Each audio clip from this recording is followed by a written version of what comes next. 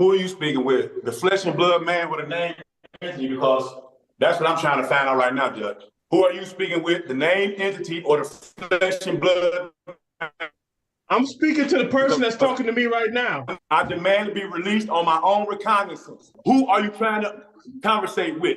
The name entity or the flesh and blood man? When I talk, you listen. Hold on. Mr. Strickland? Mr. Strickland, can you hear me? I don't need to hear. This is the judge. Okay, Mr. Strickland. Open the door. Can you hear me? Welcome back, guys. Today's video is like watching a legal car crash in slow motion. We've got not one, but two sovereign citizens going full delusional mode in court. The first guy strolls in acting like he's in a sci-fi movie, refusing to give his name and insisting he's some kind of non-human entity. Like the law only applies to carbon-based life forms with birth certificates. He throws around fake legal jargon like it's gonna unlock a secret courtroom level, and the judge just stares at him like he's trying to translate alien code. It's honestly wild how some people treat traffic court like it's like a revolution. So here's what I want to know. Do they actually believe this nonsense, or are they just trolling the entire legal system? Let's go ahead and dive in. Can you hear me? You don't want to hear me. Sir, can you hear me? What? Mr. Strickland, this is Magistrate William Burden. Good morning. I'm going to ask you a few questions. Do you want to speak with an attorney? Who are you speaking with? The flesh and blood man with a name entity? Because that's what I'm trying to find out right now, Judge. Who are you speaking with? The name entity or the flesh and blood? I'm speaking to the person that's talking to me right now. I am executive of the name entity. That's who you're talking to right now. Do you understand? I am the executor of the name entity. I demand to be released on my own recognizance. I have right here, Judge. You see this, Judge? And then I also have a UCC1 in the name entity. So y'all trying to run a lien on the name, that's illegal. Who are you trying to conversate with? The name entity or the flesh and blood man?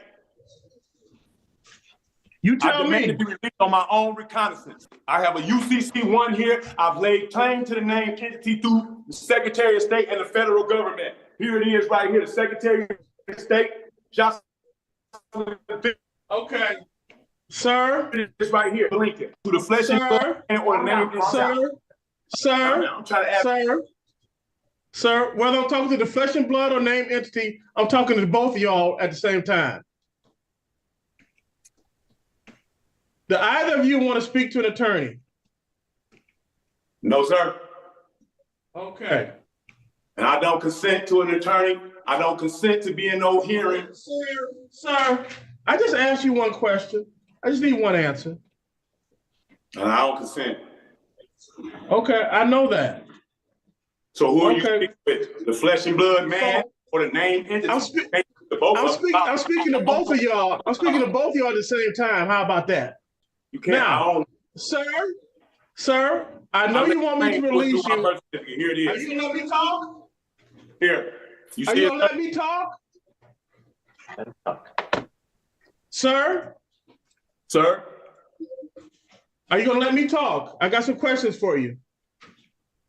This is what happens when courtroom authority gets filtered through a webcam and a $20 headset. The judge is holding it together, but you can tell he's 2 eye rolls away from logging off entirely. There's a reason courtrooms have rules. Without them, it turns into a group chat with legal consequences. At this point, Zoom court feels less like justice and more like a glitchy episode of Judge Judy with no off switch. I'm here without consent. Put the paperwork down, sir. Don't consent to this. I know you don't consent to this. You want the court to release you, is that correct? Yeah. Want to release you, the entity, or the person in the flesh? Which one? Flesh and blood man. I own the entity, so it's going to be released anyway. All right, now. For UCC1, everything. If you don't, when I talk, you listen.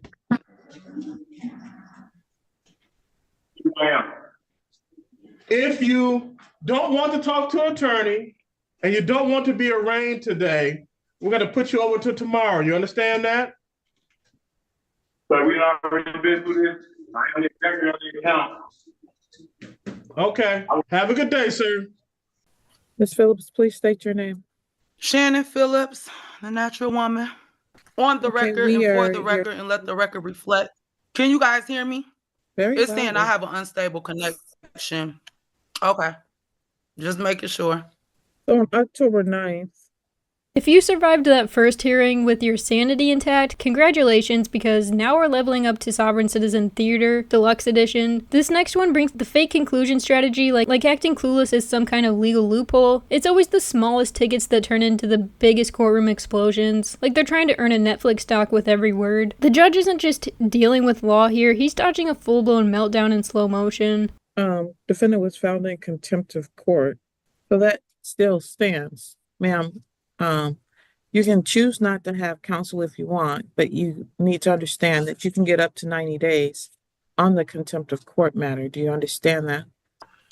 I do not understand any charges. I only understand universal law and the right to live in peace and to live as I intend to. But given that she doesn't understand, Was never let in, just like now. You administering the trust without consent. I'm not going to be. I'm having a bad connection. It's going in I'm and out. not I'm going to not be hearing nothing releasing you the all are public saying. defender's office from this case because I don't think she fully understands the consequences of her actions, and so she will continue to have the public defender. I don't Thank you, need a public defender, Judge Washington. Ma'am, I asked you a simple question and you did not answer the question in a way that makes me feel comfortable that you don't understand that you understand the laws of the state. You Properly all are speaking legalese. You all are speaking legalese. For me to say I understand the charges gives you all permission to administer the trust. Okay. I don't understand the charges. Which is why you will not. And I do not need counsel. I don't need representation. Your request is denied, ma'am. You will have representation. All right. Mr. Lebo, do you know what your client wants to do? Oh my goodness. This is the charges? You cannot make me have an attorney. Well, actually I can, ma'am. Like, this is insane. Well, I don't think it's me that's being insane. I can handle my own affairs. I don't need your public defender. All I'm trying to do is get the case settled. That's all. This has been going on for so long. A waste of Their setup feels less like a courtroom and more like a glitchy group project where no one read the assignment. The judge's authority is hanging by a Wi-Fi thread and the defendant's yelling like volume equals validity. Zoom was built for office meetings, not for people trying to outlogic the law with Google searches and attitude. When there are no real consequences mid-hearing, it stops being court and starts being chaos in HD. Time and money, honestly. Mr. Barnett, is there an offer? There is an offer for the civil infraction and expired plate. Your Honor, I'd be happy to go into a break-in with Ms. Phillips and explain that to her. Right. I will let you do that. Thank you, Your Honor. You're welcome. Assistant Public Defender Davi Liebe on behalf of Ms. Phillips. Ms. Phillips, could you unmute and state your name, ma'am? Shannon Phillips, the natural woman. Lebo, where are we with this, please? Your Honor, I did have a discussion with Ms. Phillips. I did attempt to explain the importance of representation, why the court has asked that she have an attorney in this matter, as well as conveyed Mr. Barnett's offer. Ms. Phillips indicated to me that she still opposes having an attorney, additionally indicated to me that she is not at this time wanting to accept the offer of an expired plate. Well, I think the offer was for a civil infraction of something different. I believe was the civil plate infraction. Oh, I see. Okay. All right. It's improper plate. What was the offer again, Mr. Barnett? It was the civil infraction of having an expired plate. All right, thank you. And not the criminal, not the Correct. criminal infraction. Okay. So, Ms. Phillips, that's correct. You're rejecting that offer. The offer of what? He didn't offer anything. Ms. Phillips, he just told you that he's Am I, offering, am I not hearing something? he just told you that he's offering you the civil infraction of expired plate as opposed to the criminal offense of expired plate. One carries Okay, a, but according to the Supreme Court, traffic infractions are not a crime. The People versus Battle. So what criminal infraction? And I would just like for the case to be dismissed. One, because your who was it, Officer Hannah, and 3 more officers were surrounding my vehicle, pulling my door handles, threatening to pull me out of my vehicle. Ms. Phillips, I'm going to advise I don't you even not have the discuss this vehicle further. anymore. Ms. Phillips, I'll take that as a rejection of the offer. Okay, so what's the offer? I didn't tell him anything. Circles with you, ma'am. Mr. Lebo? Right, y'all just hate to hear the truth. Y'all just want to do what y'all want to do. Ma'am, if you don't stop yelling out in court, you've already been held in contempt before. I'm going to hold you in. She's not just prepared, she's actively building the state's case for them in real time. Every word out of her mouth is a gift to the prosecutor, and she's out here wrapping it up with a bow. There's this wild belief in the sovereign citizen crowd that talking more somehow strengthens your position, when legally silence is often your best weapon. Instead, she's turning a minor fine into a masterclass in self-sabotage. Contempt and give you 10 days in jail. Do you understand? Mr. Lebo, do you know what your client would want to do? I do not, Your Honor. I did have a discussion with her, but she did not convey to me desire to participate in that conversation. All right. Then if she's not telling you, I will set it for a trial date. Ms. Phillips, Your Honor, I would perhaps ask the court to consider a competency referral. Nothing is wrong with me, you all. I am perfectly fine. I can handle my own affairs. Nothing is wrong with me. I see you're doing so well so far. You're almost going to jail on a traffic offense. And I do want to know that I did attempt to explain to Ms. Phillips why her understanding of the case law regarding traffic offenses was inaccurate, but that was not a productive conversation. I could see why it wasn't productive. So I don't know that she meets the level of incompetence to the standard that you're indicating. That if you want a referral, because you've talked to her and that's where you are, I will refer her for a competency. If she doesn't participate in that, then she'll be found in contempt or have to go to jail to get it done. So her behavior here today is obviously taking her down a very dark path. Hopefully she can change her mind and do something appropriate. So you either want to have a trial, ma'am, or you want to actually accept an offer. So those are your options. We could take it to trial. We can take it to trial.